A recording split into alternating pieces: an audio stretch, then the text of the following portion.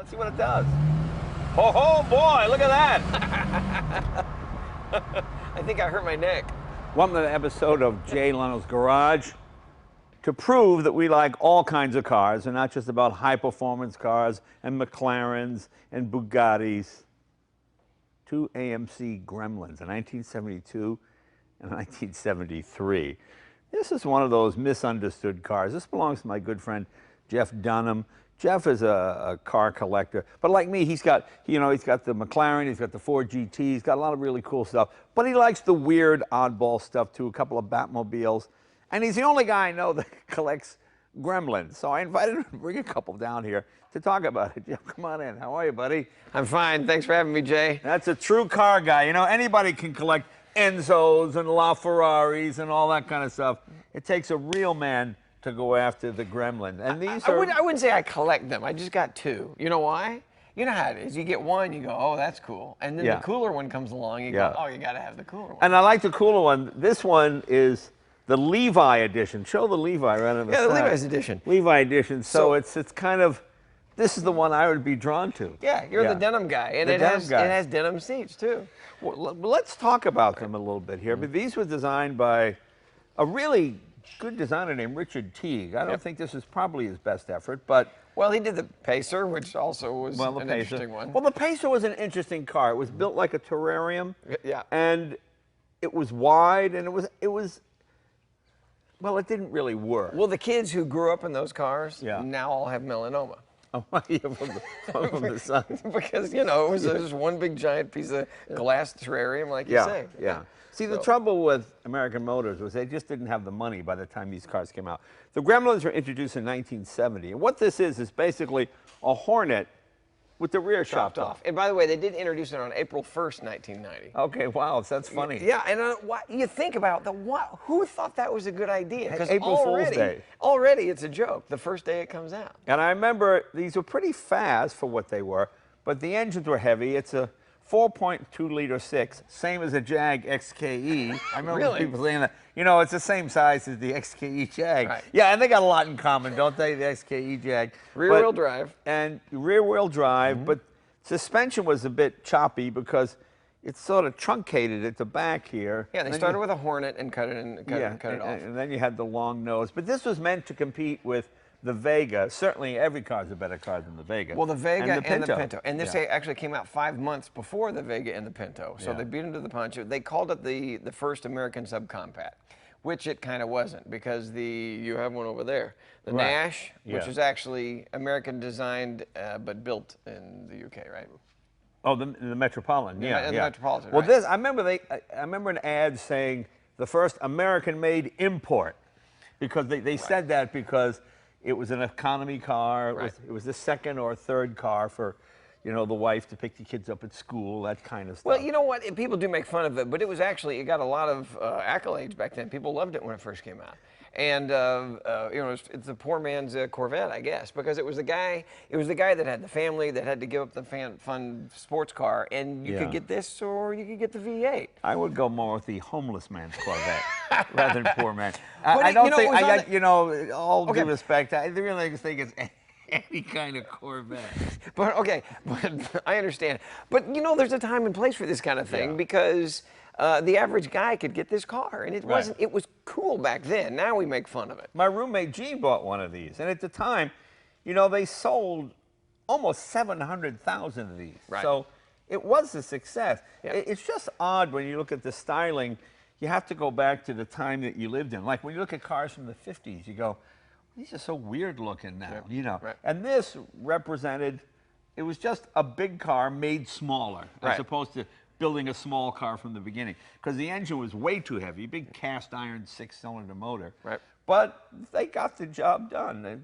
And even the name Gremlin, I don't quite, what would they say? It was a pal to its owner and an ogre to its enemies. Really? Now, why would your car have enemies? It doesn't make any sense. I bought my wife a car, but you know, the car's got so many enemies, she's afraid to drive. I didn't even know what that means. But you know, you said it was economical. Yeah. You know, this one here, the V8, it got like 12 to 14 miles to the gallon. And this one got 16 to 18. But that was okay numbers in the 70s. You know, when you're Dad's Buick Electric got 9 to 12. Right. Yeah, that was 0 to 60, 10.5 seconds. Right. That's not bad. No. 0 to 60, about 9 seconds. Yeah. 8 seconds, I'm sorry, 8 seconds. And this was what V8? 304. 304 Yep. V8. Okay. Yeah. Oh, okay. And made in Wisconsin. Yeah, but it only had 2 barrel carbs and single exhaust. Oh, okay. So they kind of crippled it there a little bit. Okay. Were these built in Wisconsin? I'm sorry. Yeah, they were built in Wisconsin, that's and then eventually there was the Mexican version of it as well. Right. Called the Adobe. And this one had the Levi You interior. didn't hear me. The Adobe? The Mexican version, the Oh, I'm Adobe. sorry. It's an SNL sketch. Oh, sorry. They about built the car out of that. Adobe. Oh, I see. Sorry. No. Okay. For a minute there, it almost worked. Yeah. But Oh, it that- had that close. radials. Yeah. And what'd you ask about? It has the denim inside, and the X package was just pretty much cosmetic. You got the different stripe, you got the painted bumper thing up there, Right. the glove box, so just a handful of little differences here and there. And these have all but disappeared, much like the Pinto, which many blew up. Well, those and, blew up. You know, those blew up, and the Vega, which just fell apart. Right. This was probably one of the better built cars of the period. I mean, it was an old-fashioned car from the day it was born, like the big 6-cylinder, the automatic. I mean, it's like an ox cart, but pretty dependable. And also a parts bin car, because Yeah. AMC was known to take this from this and that Right, from that, right. and other manufacturers. It's got the Ford carburetor on this over here, Right. and so yeah, bits and pieces, and they made it work for a while. And they were in trouble by the 70s, you know, competing against the Europeans as well as the big three as well. And then Iacocca came along and bought all of AMC just to get the Jeep. You actually get the Jeep name, yeah. Mm-hmm. And it's got the luggage rack on the top. So it's, Yeah, it's not bad. The interior on this one, this is untouched. It is unmolested. It only has like 14,000 miles on it. now where did you find this? I don't remember. It was just a deal. The guy had it for sale, and again, nothing. You can the stickers, the same stickers, and all the chalk marks are still under the hood. Wow. Yeah. So I've done nothing to this car. Wow. It's pretty great. This one, including. You have to give it a good. Yeah, you do. I've seen this door handle somewhere. I know that. I don't. Yeah, exactly. Everything you see is something. Now, I love this one because, I mean, you know, they get together with Levi's, and I guess Levi's has done a handful of different vehicles, but it looks like denim seats, but it's not. Yeah. It's called spun nylon. Oh, I see. Because you can't have denim because it's cotton or Fire, because of fire, yeah. I just like how Oldsmobile and Pontiac teamed up with Hearst. You know, that kind of stuff. Right. And then, hey, let's team up with Levi. I mean, there's no performance advantage to having. Well, at least they did Levi's and not Jordache. Yeah, that's true. Or the corduroy. This would be the corduroy. That'd be good. Or Sergio. You fit, Jay. You look. I mean, look at this. This is ridiculous. We can do an Watch ad. me Can disappear. We should do it. You should do a photo shoot. I'll look just like a head floating down the road. If I said anything, it'll just be like a head driving because of all the down. It really looks like this card was made for you. Let's open the hood on each one. Let's open the hood on the 6. All right. Let's show them that XKE-like 4.2 liter. Yep. There we go. Okay. Look at that. Again, untouched by human hands. 258 cubic inch. Yeah, this was the bigger one. There were 2 of them. Yeah. There was a 232 and the 258. This is the 258, so it had the 110 horsepower. Well, that's not bad. Yep. But 110 horsepower in 1973 was actually pretty good. Okay, not a lot to look at there. Let's go to the V8. And it's fun driving, by the way. Huh? Yeah? Oh, yeah. Yeah. Yeah, it is. Now, what's the fun part? I'm just curious. The fact that you might die any second.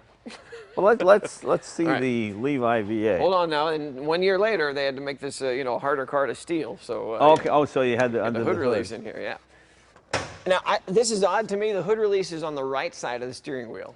You can't find it. Yes. Well, Yeah. All right. to confuse the thieves. Yep. Hold it. Well, this must have gone pretty good. I mean, they made a 4-speed version too, right? That came later. The 4-speed was, they put a 401. Yeah. There was one dealership in Mesa, Arizona Yeah. that was allowed to put a 401 in it. Wow. And they only made 21 of them, 1 for track and 20 for the street. Wow. Yep. So it's got air. This is a loaded car. Yeah, it's got the air in it. You got denim with air. Well, it's hot.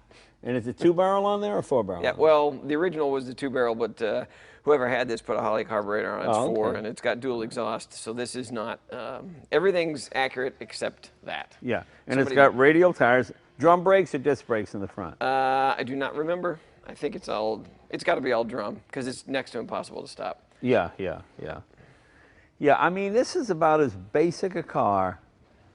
You know what's so funny? Cars have probably changed more from 1995 to now than they did from 1910 to 1995. And this is basically a proven platform. Engine in the front, body on chassis, transmission in the middle, rear end, you know, just a basic car.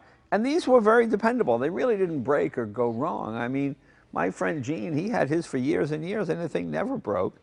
And it actually seemed kind of cool at the time he got it. It didn't seem like an unusual. That's what I'm now saying. we It was kind on of the laugh front- at it. Well, But this was, I think, it was in front of Newsweek magazine. It was on front of Newsweek. Yeah. All the Road and Track loved it. wait a minute, Road and Track loved it? Was Motor Trend? I don't see the guys at Road and Track going, you know, I tell you, the Ferrari GTO is nice, but the Gremlin, yeah. I'm What no, did this? Hey, let me restate this. You know, a couple of magazines love this car. a couple of magazines love this car. Okay. Because I remember the suspension was a little choppy because it was cut off at the rear. You know what I Right. mean, there's almost no overhang in the back of this thing. Well, and the hatchback, it has a three-door car, so it's a nice hatchback. And back what did there. this go for new? Do you remember? About $2,000. About $2,000. Yeah.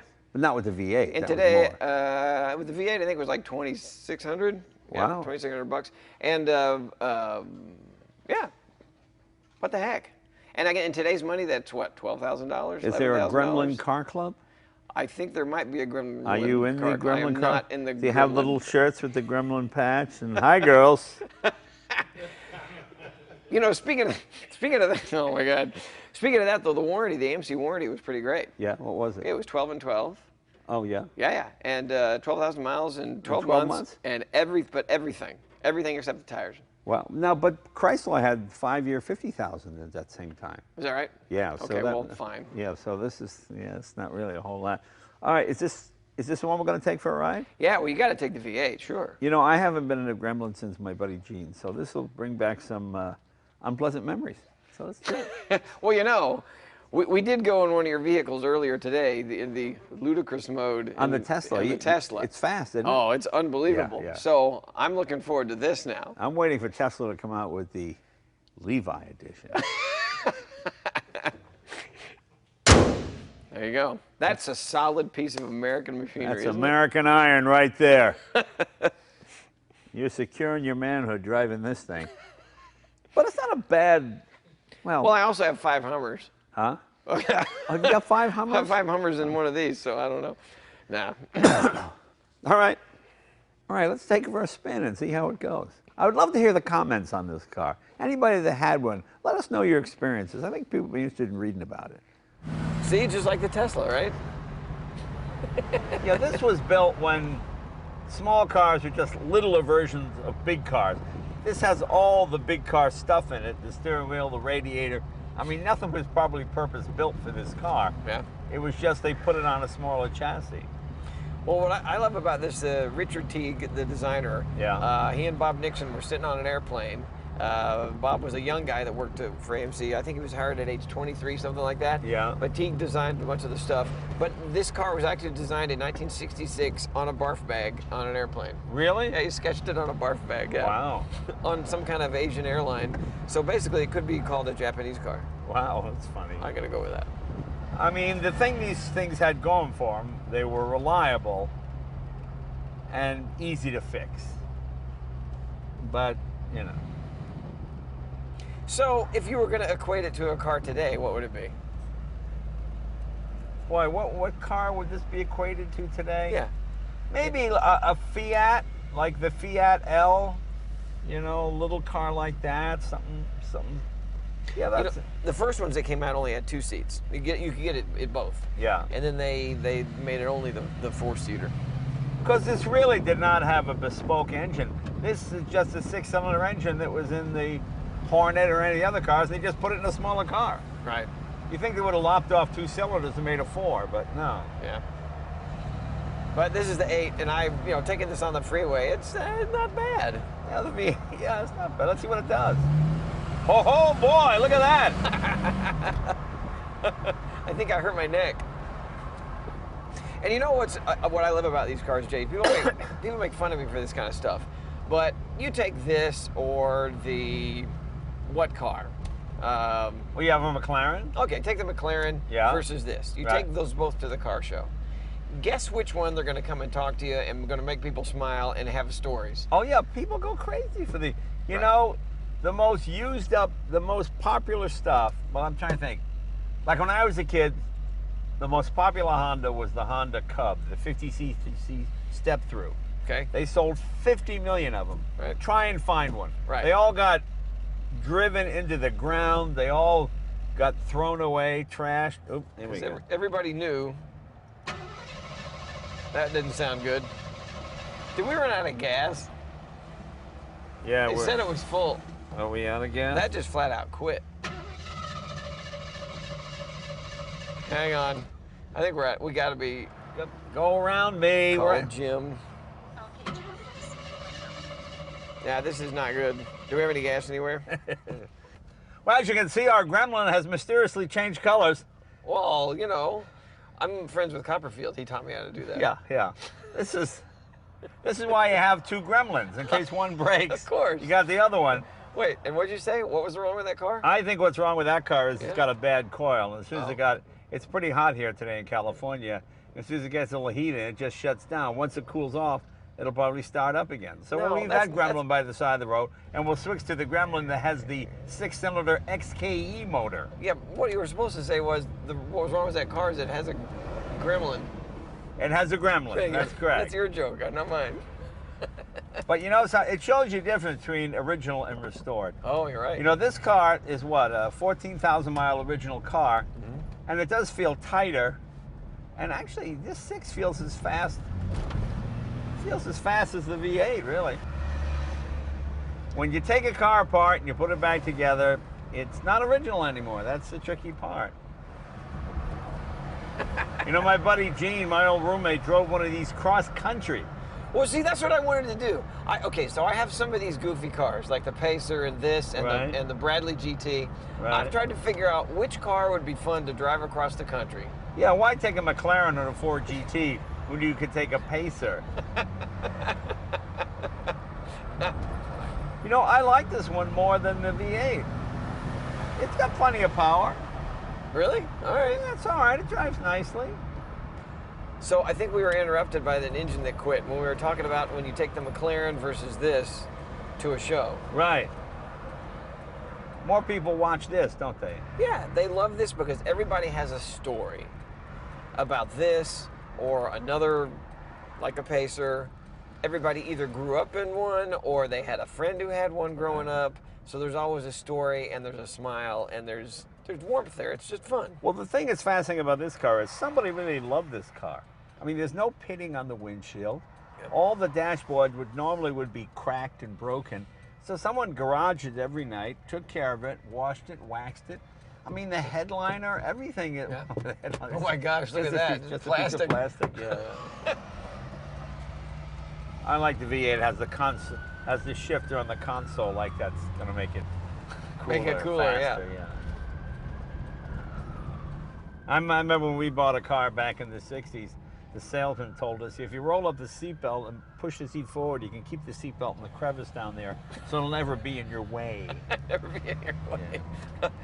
You know, I know you probably have stories too. I remember growing up, and I'd be in I was an only kid, so the back seat was my world. Right, right. And those big American cars, we'd be running around back there, and I had the hump, and I would lay in the back window back there, and that was it. That was the best. This is almost the definition of a basic car. AM radio, 3-speed transmission, 6-cylinder engine, everything you need just to get the job done and no more. No air. No air conditioning. And the fact that kids today don't understand where the phrase roll up and down your window comes Yeah. from. You actually roll the window. You know, you pay a fortune to do Pilates where you get in this thing and boom, you can just roll the windows up and down. But this is the mid-size engine. This is the 110 horsepower. Right, right. Yeah. Oh, it's not the big 6? Is a 6 bigger than this? No, I think this is the big 6. Well, There were only 2 6s, weren't there? Huh? I don't know. I thought there were 2 6s. There was the 232 and the... All right, I'm going to change line. You know, people get on my case because they put because they always think I have my blinker on. Yeah. But what I do, you in the comment section, the blinker is on because I like to signal the camera car in front of me I'm going to turn, and it takes them a few minutes to go, oh, Jay's going to turn. So I leave the blinker on. Oh. And then, of course, when they edit it together, it looks like I'm driving around with the blinker on all day. I do not have the blinker on all day. So there, that should...